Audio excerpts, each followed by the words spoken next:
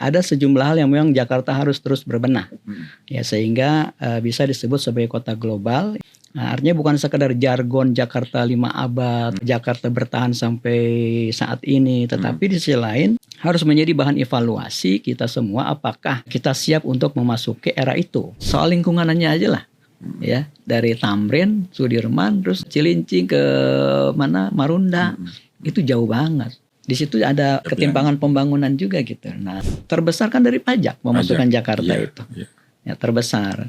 Nah, tetapi dalam situasi ekonomi seperti ini kan kita juga harus melihat-lihat juga. Jangan selalu bertumbuh kepada pajak. Pajak kan dari masyarakat, Pak.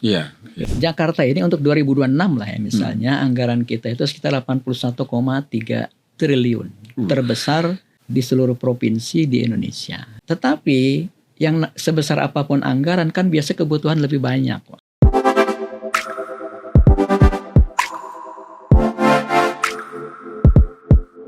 Halo pendengar dan netizen Radio Elsinta dimanapun Anda berada. Jakarta 22 Juni 2026 genap berusia 499 tahun. Usia yang hampir setengah milenium, tapi juga menjadi momentum transisi besar status ibu kota negara yang sudah bergeser. Nah, Jakarta kini menata ulang perannya sebagai kota global. Di titik ini DPRD DKI Jakarta juga punya peran penting, peran sentral, peran kunci di sini. Bukan hanya mengawasi, tapi juga merumuskan arah kebijakan agar Jakarta tetap relevan, layak huni, dan berpihak kepada warganya. Ini yang sedang terus diperjuangkan oleh DPRD. Saat ini saya sudah bersama dengan Ketua DPRD DKI Jakarta, Pak Suhud Alinuddin. Kita akan mengupas 10 hal penting menjelang Jakarta yang 500 tahun. Wah, keren ini. Saya langsung sapa beliau. Halo, selamat pagi, assalamualaikum. Ya, waalaikumsalam. Sehat ya, Pak? Ya.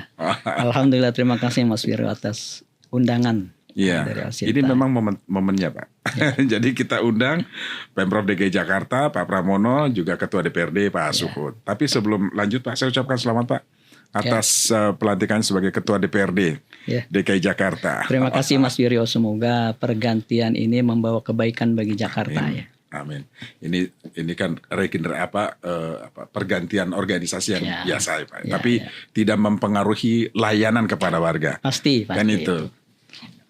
Baik, Pak Suhud, makna hari ulang tahun ke-499 di era pasca IKN nih, Pak. Nah, gimana di DPRD nih, Pak? Ya, Jakarta berdasarkan keputusan MK kemarin kan masih ibu kota lah. Ibu kota. Kita masih menyebut diri sebagai DKI, daerah khusus ibu kota Jakarta. Nah, jadi di menjelang 5 abad ini memang Jakarta diharapkan terus bertransformasi ya, berbenah diri untuk mewujudkan diri menjadi kota global. Nah, ini memang impian impian kita semua. Tapi memang persyaratan ataupun juga kepantasan untuk Jakarta disebut sebagai kota global ini harus kita siapkan dengan serius ya. Kota global itu apa sih ya? Kota global itu kan secara ringkas bisa dikatakan sebagai kota bertaraf internasional yang memenuhi sejumlah persyaratan ya, baik dia sebagai pusat kegiatan ekonomi, politik, budaya, dan inovasi. Nah, di persyaratan ini ya ada sejumlah hal yang memang Jakarta harus terus berbenah ya, sehingga bisa disebut sebagai kota global ya, kota yang menjadi salah satu kota penting di dunia. Nah, saya kira inilah makna yang harus dilihat ya Jakarta. Nah, artinya bukan sekedar jargon Jakarta 5 abad, kita sudah Jakarta bertahan sampai saat ini, tetapi di sisi lain harus menjadi bahan evaluasi kita semua apakah kita siap untuk memasuki era itu ya. Ya, dari aspek kami sebagai legislatif ya, DPRD DKI, tentu yang paling kita cermati apakah penopang dasar dari Jakarta sebagai kota global ini sudah cukup memadai ya, dari aspek aturan perundang-undangan ya, Perda, kemudian juga kesiapan APBD-nya, anggaran sebagai penopang kota global. Kemudian juga bagaimana di aspek implementasi dari pembangunan itu, apakah bisa memenuhi kaidah sebagai kota global. Nah, inilah hal-hal yang penting kita sama-sama pahami ya, kemudian juga kita evaluasi agar Jakarta ini memang betul-betul siap untuk menjadi kota global dan layak huni bagi warganya gitu. Nah, ini yang harus menjadi concern kita semua di Jakarta menuju 5 abad ini. Iya, menarik Pak. Sebetulnya konsep Jakarta global ini kan memang sudah tantangan sekarang ya Pak ya. Apalagi kita tahu banyak negara-negara lain juga menjadikan ibu kota sentral, bukan hanya pusat ekonomi tetapi juga semuanya Pak. Mulai dari ekonomi, bisnis, kemudian pembangunan SDM-nya dan lain sebagainya. Nah, infrastruktur. Kalau di Jakarta Pak, yang menurut Pak Suhud yang paling penting untuk segera ditata itu apanya? Infrastrukturnya kah atau mempersiapkan SDM-nya juga nih? Saya kira ini multidimensi ya. Persoalan Jakarta ini tidak bisa hanya disorot dari satu aspek saja ya. Misalnya kita hanya berfokus pada infrastruktur, kemudian tidak ya. Tetapi memang semua dimensi, semua aspek harus kita bangun. Yang paling mendasar menurut saya adalah aspek sumber daya manusia. Ya, contoh yang paling sederhana nih ya. Kita sekarang kan ada persoalan sampah. Kemudian Pemprov DKI meminta masyarakat untuk memilah sampah. Nah, di sisi lain kan belum terbangun nih kesadaran, belum terbangun kebiasaan, belum terbangun habit di Jakarta, warga Jakarta, bukan hanya warganya, para petugasnya pun harus harus dibina dulu, betul, karena begini kejadian di masyarakat. Masyarakat kan ada yang sudah sadar juga ya, beberapa kelompok masyarakat. Ada yang jadi gaya hidup gitu ya. Ada, ya artinya mereka bahkan sudah secara mandiri melakukan itu gitu. Ada pemilahan sampah, kemudian juga ada pengolahan. Nah, tetapi kan ada banyak kejadian kita dengar masyarakat sudah memilah gitu kan, ada kesadaran di masyarakat, begitu dikirim ke tukang sampahnya digabung lagi. Nah, ini kan menggambarkan apa ya? Artinya ini belum merata ini pemahaman, kesadaran, habit ya, baik di masyarakat secara umum keseluruhan maupun di aparat pelaksananya gitu. Nah, saya kira dalam kaitan ini kita harus membangun seluruh aspek ya. Yang paling utama memang aspek sumber daya manusia.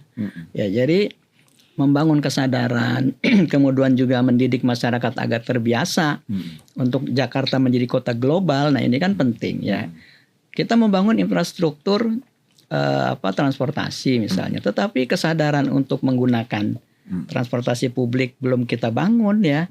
Tetap aja walaupun rumahnya dekat ke tempat perbelanjaan, dia naik motor gitu, nggak mau jalan kaki kan, karena itu kan persoalan habit ya. Betul. Nah, hal seperti ini yang mendasar ini yang memang juga secara bersamaan harus kita bangun sebelum kita berbicara tentang hal-hal yang besar ya, tentang inovasi teknologi, tentang apa misalnya integrasi antar moda. Nah, ini saya kira kita harus secara bersamaan simultan membangun aspek-aspek tadi gitu. Ya, ini pentingnya transformasi di semua bidang ya Pak Suhud ya. Masyarakatnya juga harus bisa menyesuaikan dengan apa yang jadi kebutuhan sekarang kan begitu Pak Suhud. Nah, problem lain Pak Suhud menuju usia 500 tahun sejauh mana Peta Jalan Transformasi Jakarta sudah jalan menurut Pak Suhud ya, dan prioritas apa yang harus ini dalam menuju 500 tahun, prioritas apa yang harus disiapkan sekarang? Ya, yang pertama memang sebetulnya Jakarta ya Pemprov DKI sudah punya dan sudah menjalani lah ya berproses tentang peta jalan ini yang disebut dengan Jakarta 5 abad ya, itu sejak 2025 2020 itu sudah ada. Temanya Jati Diri Indonesia Megapolitan Dunia. Artinya kan sudah ada nih roadmap-nya lah kira-kira. Nah, ada beberapa prioritas yang dibangun oleh Pemprov DKI, misalnya tentang ekonomi digital, kemudian infrastruktur yang terkoneksi ya. Kemudian juga ruang publik dan aspek budaya. Nah, semua aspek ini memang harus kita dorong ya, agar tumbuh ya. Misalnya terkait soal tadi soal infrastruktur yang terintegrasi. Nah ini kan masih berproses kita nih ya, agar terkoneksi mengurai kemacetan ya. Nah itu sudah mulai dilakukan sebetulnya pemanfaatan teknologi ya, agar kemacetan di satu wilayah bisa terurai ya. Tetapi ini kan kembali aspek lain yang juga harus dibangun ya, kesadaran untuk menggunakan transportasi publik itu juga kan harus segera kita dorong di masyarakat ya. Apalah nanti programnya, ada insentif kah atau apa misalnya yang bisa mendorong masyarakat untuk tidak menggunakan kendaraan pribadi ya, setiap hari katakanlah begitu, ada kesadaran untuk menggunakan transportasi publik. Nah jadi roadmapnya itu sudah ada ya, memang tadi yang paling mendasar memang menurut saya lah ya, harus dibangun pada saat yang sama itu kesadaran masyarakatnya. Jadi campaign. Jadi inilah peran penting dari media sebetulnya ya. Jadi Pemprov bekerja sama dengan media untuk bersama-sama membangun awareness publik, kesadaran ya untuk memantaskan diri lah sebagai kota global layak huni, berperadaban ya, berteknologi tinggi. Nah ini saya kira roadmap ini harus dijalani dengan serius ya, tahap demi tahap, dan saya kira Jakarta punya potensi untuk ke arah itu karena banyak hal yang belum optimal di Jakarta, sementara potensinya sangat besar gitu. Iya, kalau pembangunan infrastruktur Jakarta nggak kalah dengan negara-negara lain. Betul. Gitu ya. Begitu juga dengan teknologi yang dimiliki untuk mengatasi sampah dan lain sebagainya. Betul. Problem sekarang yang terus berulang adalah soal SDM ya Pak ya. Tadi ya. Jadi memang pembangunan SDM ini yang seharusnya memang jadi prioritas ya. Itu DPRD akan konsisten banget ke sana ya Pak? Ya, karena salah satu program dari roadmap pembangunan Jakarta salah satunya SDM. Di tahun nah implementasi dari ini yang memang perlu kita dalami, perlu kita seriusi, dan kita perlu implementasi secara real gitu. Pembangunan SDM, pembangunan kesehatan kan sebetulnya bisa dilakukan secara simultan ya. Artinya di Jakarta ini infrastruktur kemasyarakatan ini kan sudah lengkap nih. Ya, ada Dasa Wisma, ada RT RW, kemudian ada lembaga-lembaga masyarakat yang lain. Nah, itu saja sebetulnya saya kira bisa kita gerakkan ya, berkolaborasi. Ada Forkopimda yang bisa sama-sama bersinergi. Itu kita optimalkan untuk mendorong membangun kesadaran bersama terkait tadi program-program yang mendasar tadi soal mengatasi sampah, mengatasi banjir, kesadaran menggunakan transportasi publik, kemudian juga. Nah ini saya kira harus secara simultan dilakukan, dan itu menurut saya sih tidak terlalu membutuhkan anggaran besar ya. Artinya hal-hal yang seperti itu asal serius dilakukan, menggandeng semua stakeholder. Nah saya kira ini bisa segera kita dorong agar aspek fundamental dari kesiapan masyarakat ini benar-benar siap gitu. Sebelum kita berbicara melangkah secara bersamaan juga infrastruktur yang lain kita benahi gitu. Betul. Pak Sud bicara soal transportasi kemacetan Jakarta ya, terus banjir di Jakarta kan bukan hanya problem di Jakarta saja sebetulnya. Betul. Dari hulu hilir kan ini harus ditata ulang. Nah, bagaimana DPRD mendorong itu, Pak? Ya, ada beberapa hal ya yang memang setiap tahun kita cermati ya DPRD, misalnya terkait banjir. Nah setiap tahun ketika masuk ke awal tahun itu kami di DPRD dalam kaitan banjir selalu berkoordinasi lah ya dengan ataupun memanggil pihak SKPD ya eksekutif untuk mengantisipasi hujan di Jakarta, dan biasanya hujan itu ataupun yang rutin ya dan kiriman dari Bogor misalnya. Nah itu yang kita antisipasi ya, baik dalam aspek normalisasi sungai misalnya, kemudian juga kesiapan pompa. Ini seringkali kalau kita tidak melakukan ini dan Pemprov DKI tidak siap siaga, biasanya tuh terjadi itu. Misalnya di satu daerah ada air tergenang sampai 3 hari. Kan aneh di Jakarta, yang katanya menuju kota global, tapi air tergenang sampai 3 hari. Kemana? Ternyata kita cek pompanya problem. Nah gitu. Nah ini hal seperti ini yang terus soal sumber resapan. Sebetulnya kan usulan-usulan mengatasi banjir ini kan sudah banyak sekali lah. Para ahli, para pakar tuh sudah ngasih usulan gitu, dan sudah tinggal bagaimana implementasi ya. Kemudian juga ruang terbuka. Nah, terkait kemacetan kita selalu mengevaluasi soal program ganjil genap, kemudian juga integrasi antar moda, pemanfaatan teknologi untuk mengatasi kemacetan ya. Nah, kemudian pembenahan transportasi publik. Ini juga di beberapa wilayah masih banyak keluhan ya, misalnya Jaklingko ya, daya jangkaunya misalnya. Ya, ada beberapa tempat, ada sejumlah tempat di Jakarta yang belum terjangkau secara optimal layanan ya. Kadang-kadang supir masih ada yang tidak mau berhenti ataupun dia sembarangan nurunin pun. Nah, itu masih ada hal-hal yang mendasar seperti ini. Masih ada keluhan itu ya. Nah, inilah yang menjadi concern kami di DPRD agar hal-hal yang mendasar sekali dalam aspek layanan ini dibenahi gitu. Ya, memang problemnya lagi-lagi masyarakatnya ya Pak. Pak, sudah disiapkan seluruh fasilitas, disiapkan, anggaran juga. Nah, ini soal anggaran. Jakarta ini anggarannya paling gede loh Pak, se-Indonesia. Ya, betul. Paling gede. Tapi fokusnya itu kemana Pak? Sebagian besar. Ya.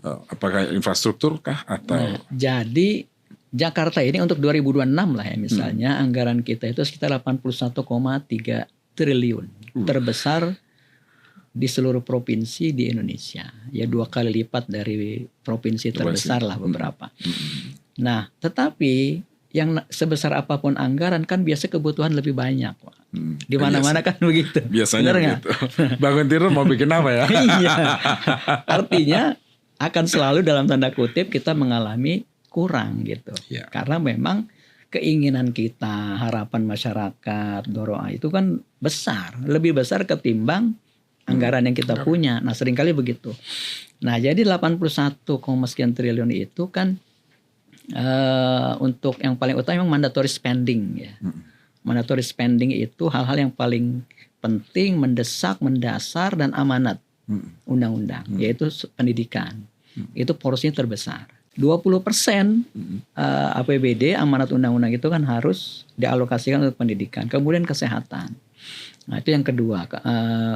Kemudian juga bidang sosial, itu yang paling besar. Jadi mandatory spending ini dan fixed cost itu bisa menghabiskan dari total anggaran itu sampai 75 sampai 80%. Gitu. Itu fixed cost lah kita ininya ya. Nah, ini kemudian kan sisanya anggaran untuk pembangunan, inovasi dan lain-lain. Nah, ini kan masih sempit juga nih ruang fiskalnya sebetulnya. Apalagi nih tahun 2027.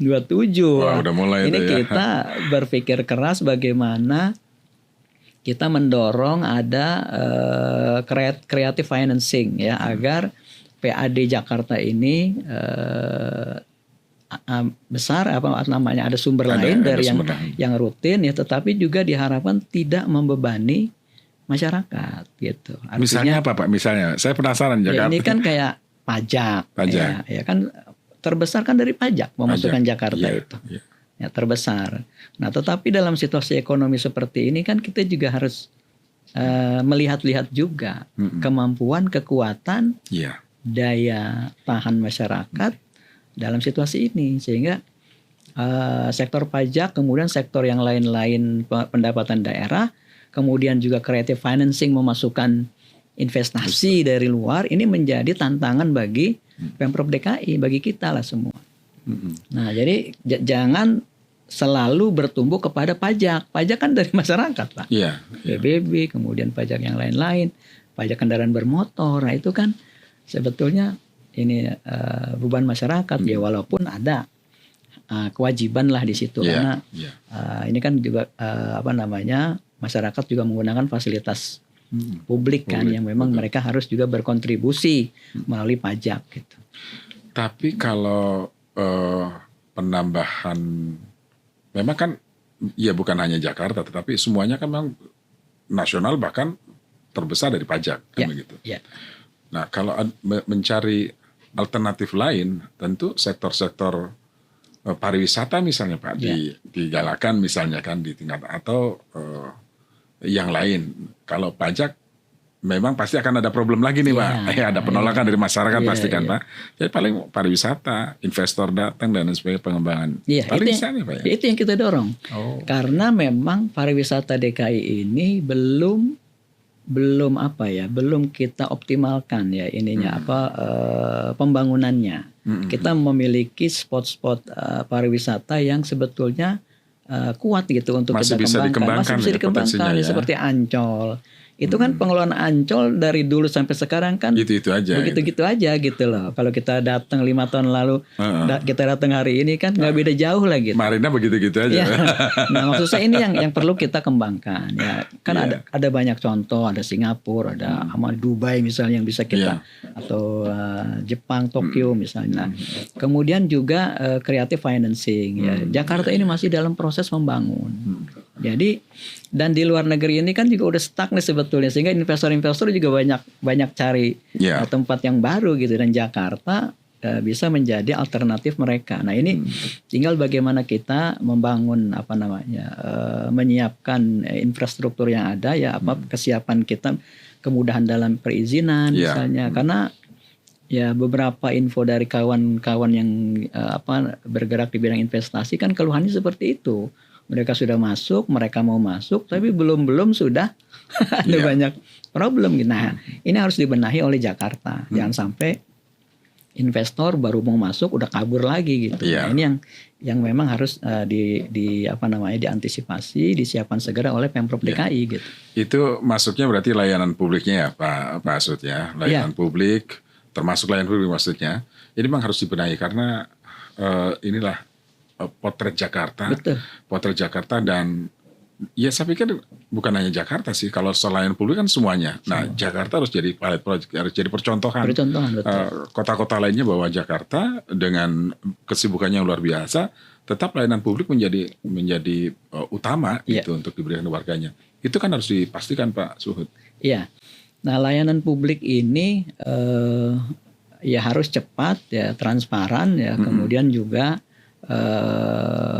menghormati inilah ya. Kadang-kadang kan layanan masyarakat keluar pulang dengan kecewa karena ya memang sih gratis tapi layanannya lama, tidak ramah misalnya. Lama, Nah ini lama dan tidak kurang ramah misalnya. Ini juga hal yang penting diperhatikan oleh Jakarta ya. Apalagi kita misalnya ketika layanan publik ini terkait dengan pihak luar. Ya, ketika mereka ngurus perizinan misalnya untuk bisnis, untuk melakukan yang justru akan mendorong ekonomi kita, kan harusnya ini kita fasilitasi dengan baik sesuai dengan aturan. Jemput bola ya Pak? Jemput bola, betul. Dan juga mungkin kita juga bisa mempermudah jangkauan misalnya. Jakarta ini Pak, misalnya contoh ya, dari 10 juta kendaraan ya yang ada di Jakarta itu kan yang bayar pajak cuma setengahnya Pak. Nah, bukan mereka tidak mau bayar pajak. Nah, seringkali problemnya pada layanan tadi, Pak. Ya, artinya saya mau ngasih duit aja susah gitu kan istilahnya. Jangan sampai viral lah. Iya. Ya, saya mau bayar pajak, mau ngasih uang buat Pemprov DKI. Tapi kok ini saya harus datang ke sini, harus ngisi ini, ngisi itu segala macam. Nah, ini yang harus dipermudah ya, sehingga sesuai lah ya. Jakarta ini kendaraan bermotornya kan banyak sekali tuh. Ya, tapi yang bayar pajak hanya sebagian besar gitu. Mungkin udah kelamaan nunggaknya Pak. Jadi ya kan kelamaan nunggak juga ada sebabnya. Ada sebabnya. Ya kan? Nah, tadi keluhannya itu begitu. Ya susah katanya kita mau bayar aja. Akhirnya udahlah. Jadi bodong-bodongan semua kendaraannya kan. Nah, itu saya kira hal yang penting diperbaiki oleh Pemprov DKI. Ya. Lainnya Pak, memastikan layanan yang di pusat Jakarta sama yang di pinggir ini kan harus merata Pak ya. Ini harus dipastikan juga Pak supaya masyarakat yang tinggalnya di pinggir-pinggir juga pinggir-pinggir perbatasan gitu ya. Itu juga harus dijangkau juga dengan layanan yang memudahkan juga bagi mereka kan gitu Pak. Iya. Nah, jadi memang ketika saya reses ya ke pinggiran kan Cilincing, Marunda itu kan pinggiran Jakarta tuh. Nah, itu seringkali jauh gitu. Soal lingkungannya aja lah. Ya, dari Tamrin, Sudirman, terus Pak Wiryo ke Cilincing, ke mana Marunda, itu jauh banget. Ya, artinya di situ ada ketimpangan pembangunan juga gitu. Nah, Ini saya kira harus menjadi perhatian ya. Pembangunan, layanan pembangunan bagi warga di pinggiran. Baru semalam nih saya reses nih. Pak, di sini kalau hujan banjir katanya. Selalu banjir. Nah, ini kan terkait dengan persoalan tata ruang, kemudian juga bagaimana kita membangun saluran air gitu kan. Nah, ini yang memang masih problem lah di kita itu. Tapi mudah-mudahan dengan komitmen membangun dengan global, tujuan Jakarta menjadi Jakarta global, itu pelan-pelan harus harus jadi dibenahi. cita-cita bersama, kita bersama. Jangan sampai nanti yang suka iseng kan, mata masyarakat kan iseng Pak. Di sini infrastrukturnya gede. Terus lihat di samping, wah, ketimpangannya jauh banget. Ada got mampet ya. Kemudian ada orang yang rumah tinggalnya hancur. Betul. Nah, kemudian Pak, legasi untuk Jakarta 500 tahun. Apa sih proyek atau program apa yang strategis menurut DPRD yang harus dikejar oleh Pemprov DKI, Pak? Ya tadi. Momentum ya. Kalau kita lihat dari prioritas pembangunan ini kan pertama memang sumber daya manusia, yaitu yang pertama. Yang kedua terkait dengan pembangunan infrastruktur yang terintegrasi ya dengan pembangunan transportasi yang terintegrasi dengan lingkungan ya, kemudian juga terkait dengan tadi kelayakan kota global ya, baik di bidang ekonomi, bidang politik, budaya dan sustainability environment ya, keberlanjutan lingkungan. Nah, ini harus menjadi concern dalam pembangunan Jakarta ke depan. Ya, saya kira pelan-pelan saya optimis ya, karena Jakarta ini punya potensi besar ya. Jakarta punya pengalaman hampir 500 tahun sekarang ini menuju 5 abad, punya pengalaman yang panjang. Kita hidup bersama, kemudian kita membangun kota sampai hari ini, dan Jakarta juga menjadi simbol perbedaan yang luar biasa ya, artinya melting pot ya. Kita itu kan di Jakarta. Nah, pengalaman panjang inilah menjadi modal kita ya, tinggal bagaimana kita memperbaiki hal-hal yang mendasar, kemudian kita mebenahi ya, menambahkan dengan teknologi yang baru, yang canggih gitu kan, dan memenuhi syarat-syarat sebagai sebuah kota yang layak huni dan secara lingkungan juga menjamin keberlangsungan gitu. Nah, saya kira itu yang harus sama-sama menjadi concern kita ya, di 5 abad Jakarta ini. Iya. Gitu. Tapi secara keseluruhan ya, kepemimpinan Pak Pramono Anung sekarang dengan berbagai upaya yang terus dilakukan untuk menata Jakarta, menurut Pak Asud apakah sudah on the track? Nah, Pak Pram ini kan secara figur kuat ya. Dia tokoh nasional, jaringannya luas, kemudian juga dia bersahabat dengan semua orang. Nah, ini saya kira modal Pak Gubernur yang sangat kuat menjadi dasar untuk membangun Jakarta. Dan kalau kita perhatikan, Pak Pram ini kan mengakomodir semua kelebihan yang ada di setiap era gubernur yang sebelumnya. Ya, kemudian dia perbaiki dengan ide-ide pribadi beliau. Nah, saya kira ini modal dasar yang sangat kuat ya bagi 3 atau 4 tahun ke depan beliau untuk membangun Jakarta. Sejauh ini kami memperhatikan ya, memang masih berjalan di atas rencana program desain pembangunan Jakarta yang memang kita harapkan gitu. Nah, saya berharap ini bisa berlanjut ya, kolaborasi sinergi antara eksekutif dengan legislatif dengan DPRD DKI ya, agar kita bisa secara cepat ya mendorong Jakarta menjadi kota yang memang kita impikan gitu. Kota yang ideal untuk kita diami, kota yang penuh dengan kebersamaan dan juga yang modern ya. Saya kira itu. Iya, nah tentu tanpa peran serta masyarakat kan juga akan sulit juga untuk mewujudkan itu. Ya, betul. Nah, pesan apa yang ingin Pak Sud sampaikan kepada masyarakat? Ya, saya kira warga Jakarta sebagai bagian dari denyut kehidupan kota Jakarta ini ya harus secara bersama-sama merasa memiliki ya terhadap kota kita. Ini adalah rumah kita, tempat tinggal kita, tempat kita mencari nafkah, tempat kita hidup, ya kita harus pelihara bersama. Tentu kita juga melihat warga Jakarta bisa secara mandiri membangun kesadaran ya untuk menjadikan Jakarta ini sebagai kota yang layak huni. Jadi tidak tidak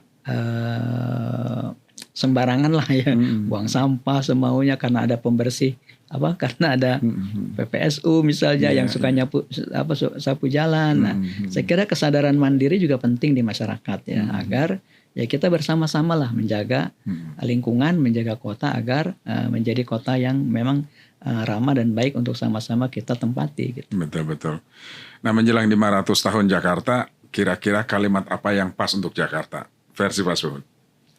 Ya, saya kira Jakarta siap untuk menjadi kota yang maju ya. Itu yang memang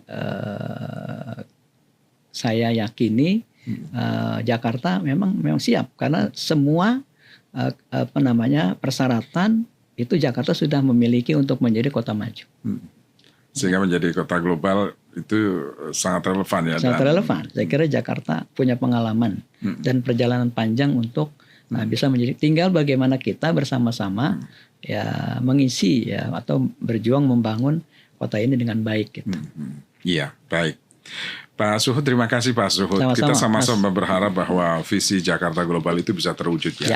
Dan tentu saja pendengar dan netizen melalui obrolan ini, kita ingin tahu bahwa pembangunan Jakarta itu bukan hanya membangun infrastrukturnya saja, tetapi bagaimana membangun sumber daya manusianya sehingga bisa sejalan menuju Jakarta Global. Terima kasih Pak Suhud. Sama-sama, kita Mas doakan dan menjelang 500 tahun, ulang tahun Jakarta, selamat ulang tahun. Jakarta semakin keren, Jakarta semakin maju dan menuju kota global. Sampai jumpa pada kesempatan yang Pak Suhud. Terima kasih Pak Suryo. Pendengar dan netizen, demikian tadi wawancara kami bersama Ketua DPRD DKI Jakarta, Pak Suhud Halinudin. Sampai nantikan terus wawancara kami pada episode yang akan datang. Saya Suryo, sampai jumpa.